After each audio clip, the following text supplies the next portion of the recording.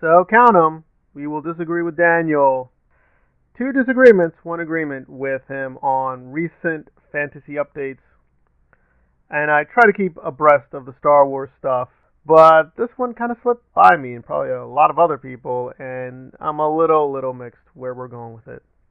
Successor to The Martian, I would like to see an adaptation that would feel a lot different than the adaptation we already got of The Martian. And Lord and Miller are absolutely qualified to bring that to the table. So I'm pretty pumped for this, and Ryan Gosling isn't, again, who I would have chosen immediately, but is certainly someone who could do an interesting take on the main character of Project Hail Mary. So this is one of those adaptations that's kind of floating in the... So for those who are not aware, Solo was originally directed by Lord and Miller, but they were taken off the project. It's not clear what happened with them and Kathleen Kennedy. They agreed to take a producer credit, but they were taken off the project, and they moved on. And apparently this is what they're moving on to, Spider-Man and Ryan Gosling.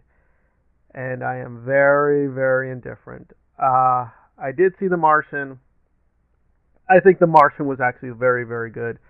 Daniel was kind of lukewarm on it. I would say seek out The Martian. The adaptation was very strong. I only skimmed The Martian, but the writer seems very rock solid.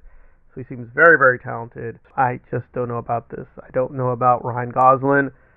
Sure, he's good in some things. I'm skeptical. Lord and Miller and Spider-Man, I just don't care. I don't care about the Spider-Verse. I don't care about the old Spider-Verse. I don't care about the new Spider-Verse.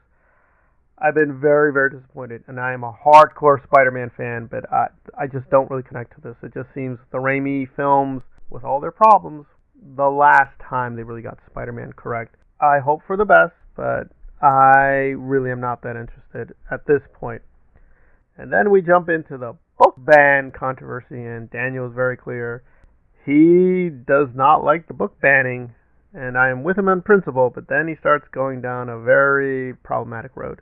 Some people unsubscribe. Good. Just go burn books in a fucking fire with the rest of the Nazis out there, you fascist. Jesus. Oh, Daniel, you're being too extreme. They're banning books! It's getting to the point where stuff's being removed from high schools. If you're 16 and you grew up in the day and age of the internet, if you think pulling out a book about gay people is going to do anything aside from send a message to gay kids that you don't like them and don't want them here, you're lying to yourself.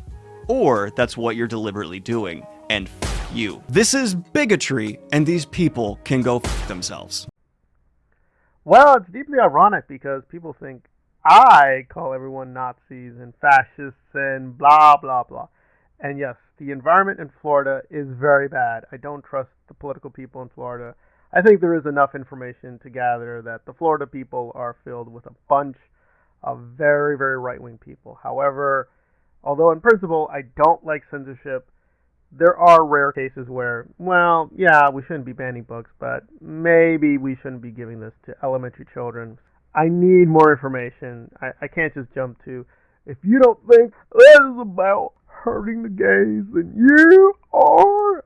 Well, I need more information, and Daniel I just hate the Nazis! And just going crazy is not enough for me. I need a little bit more. But, again, we will end with some agreement. Case Taker, and will launch August 20th. On the linear network and its streaming counterpart. Now, I didn't recognize much of the cast, and I don't have experience with many people involved with this project, but it looks like it could be promising. It just, for some reason, a reason I can't really shake, feels like wrong time, wrong adaptation in this moment, and I can't justify it beyond that. But of course, I love Arthurian Legends. I hope this is a great one. It just isn't something I can muster a whole lot of hype for within myself. So I like The Dark Tower, and The Dark Tower is very Arthurian fiction. So King Arthur and the myth of Excalibur and all those things. Merlin, I'm always open to it.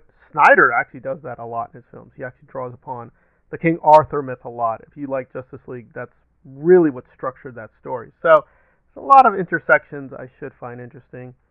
Yeah, they're doing some race flipping, which I don't think is a good idea, though apparently this version of Guinevere and Merlin are very different. They're doing a kind of very Game of Thrones interpretation, where it's very dark and very nihilistic and pessimistic.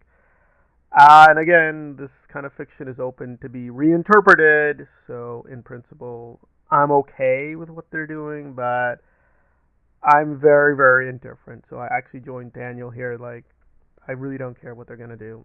Hopefully, it will work out. Hopefully, it's a really, really good opportunity for them to flex their creative muscle. But it just feels like a kind of jobs program for British actors, and hopefully they get some good paychecks. But I don't see any reason why Dark Tower fans or even King Arthur fans should be like, "Yay, Winter King!" It just feels like another Game of Thrones knockoff coming to us, whether we like it or not.